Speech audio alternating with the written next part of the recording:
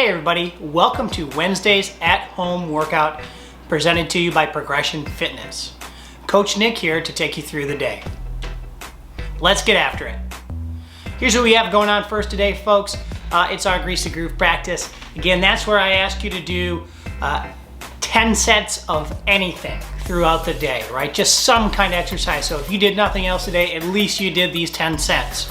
Okay, I recommend spacing them out at least every 30 minutes. Today, what I'm going to recommend you do based off of our programming is a 20-second plank. This could be a front plank or a side plank. I also demo in the video how to do a plank from your knees on the side. That's where I would recommend starting on your side planks if you've never done these before. These can get intense. Also, make sure your elbow is tucked under your shoulder and your body is square to the wall facing and ahead of you. I'm sure you can do a better job than I did. With that being said, let's start your first set of planks and get 9 more in after that today. Here we go. Welcome back from your first set of Grease the Groove.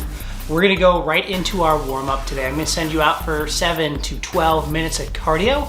And when you get back in, I'm actually gonna have you go right into some Turkish get-up practice today. We're gonna start by doing a no-weighted Turkish get-up with just our fists. And then we're gonna go right to a shoe Turkish get-up, okay? Literally, you're gonna hold a shoe in your hand or a book or some kind of object. And I'll tell you why in the video up next. Now, just a disclaimer here. I know Turkish get-ups are a complex movement, all right? And it's something that's difficult, especially without a coach to watch you. So with that being said, don't hesitate to reach out to your favorite coach, but don't hesitate to replay this video a couple times and follow along as I take you through it, okay?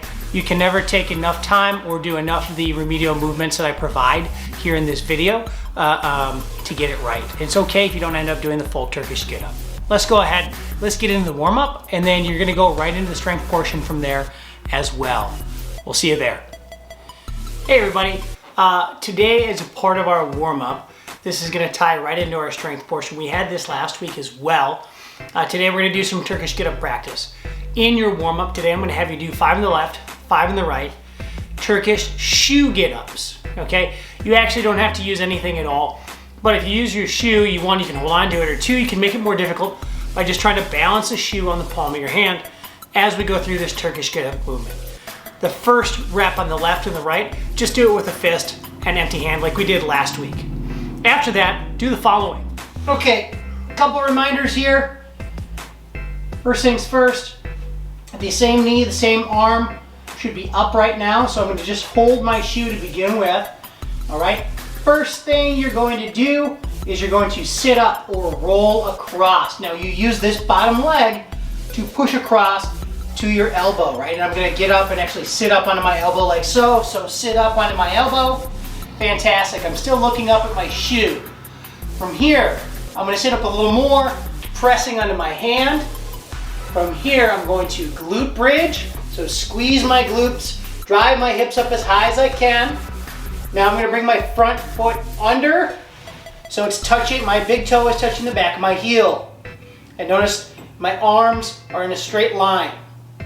From here, I'm going to get upright or into a lunging position. So I'm going to push up, turn my back foot straight back, and just lunge up. And then we'll just go down. So back to a lunge, plant your hand, and turn your back foot in so your big toe touches the back of your heel. Now just bring your leg through. This is easier than going up into a seated position, looking up at your shoe, keeping that arm locked out, down onto your elbow, and then laying flat onto the ground. Now just for a good habit, when you're done, bring the shoe down, move it to the other side. If you want to watch again, I'm going to do it one more time. This time I'm just going to balance my shoe on my hand. Otherwise, go ahead and continue right into our strength portion.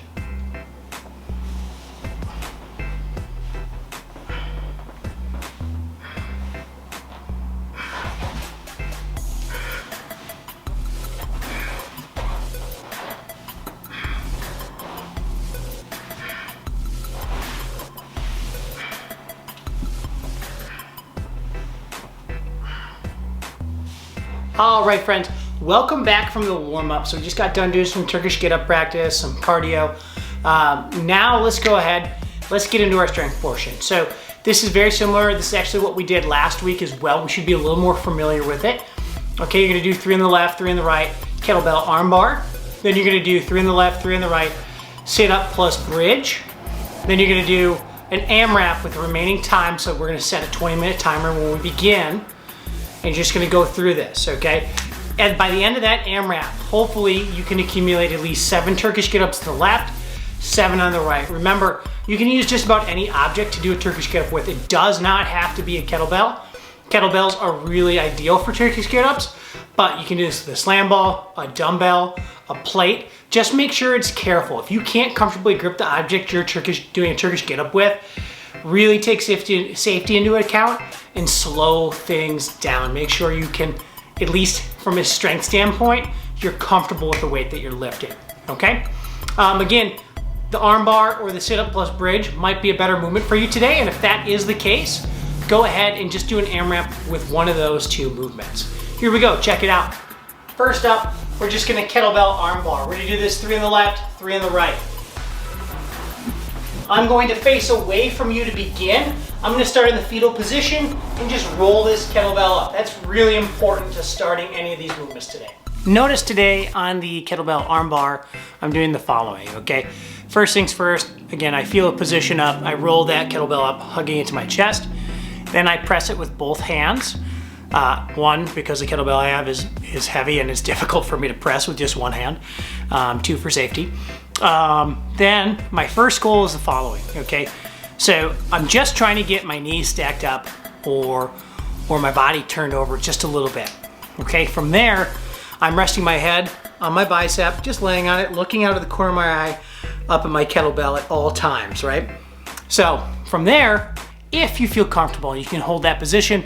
You continue to get your hips on the ground like I do in the video. Okay, you want to spread your legs out so you have a wider area of base and it's easier to stabilize and balance. If you lose control, slowly come back the way you came or carefully get away from your weight, okay? Make sure you're in a safe area to drop it if you had to. Next up, we're gonna do a kettlebell, we're gonna do a sit-up plus a bridge. It should look like the following.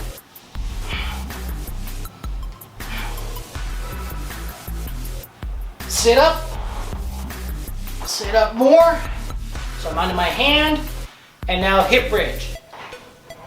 1, 2, 3, sit back down, to your elbow, to your back, carefully bring the weight to the floor, move it around your head, and do your next rep. So on that sit up plus hip bridge, notice I'm not actually doing like a crunch type of sit up. I'm rolling across and sitting up onto my elbow, and then I'm sitting up more on my hand. And by sitting up more, I just mean I'm getting my torso more upright. You should feel your abdominals embraced when you do this. Okay, and then simply from there, I just go into a hip bridge. Notice all these movements today require that kettlebell arm to be completely locked out and not moving. Okay, so that's really important. If the weight you have is just too heavy, go with a lighter weight or go with an odd object or a shoe, for example, and slow it down. Okay, or hold the hip bridge for even 5 to 7 seconds. It's gonna get difficult, I promise. Last one here, the full Turkish get up. The beauty of this movement, well, disclaimer, it's very difficult. So if you don't get it or you don't have it yet, that's okay. Don't hesitate to reach out to myself or another one of the coaches. We'd love to do a Zoom call with you or FaceTime or something like that. And I'd be glad to coach you through a Turkish get up at your home. With that being said, if you're here, you're ready for this, this is one of the best movements you could ever learn how to do or teach yourself. It works your entire body every single time that you do it. There's just there's just not many more functional movements than right here, the one I'm about to do.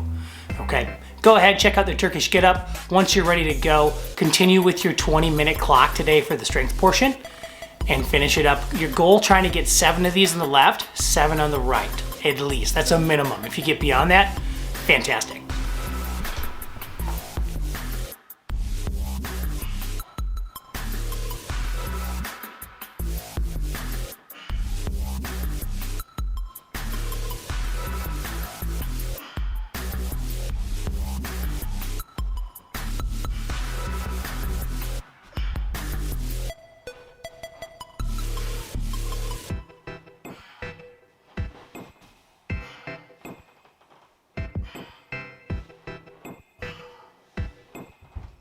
let's talk about today's workout. You're gonna have the following. You're gonna do 7 2-minute rounds of 10 deadlifts, 10 hang power cleans, 50 double unders or single unders or mountain climbers or toe touches. In the video today, I demo mountain climbers and toe touches. I don't happen to have a jump rope at home actually. So, sad for me, but awesome for you. Now what we're looking for today, I know one of the first questions I might get is, should I do 2-to-1 singles? Today, not necessarily, okay? I don't want you to be, I want it to be the same time as it would take you to do if you had 50 double unders, or if you had 50 toe touches, or 50 mountain climbers, okay?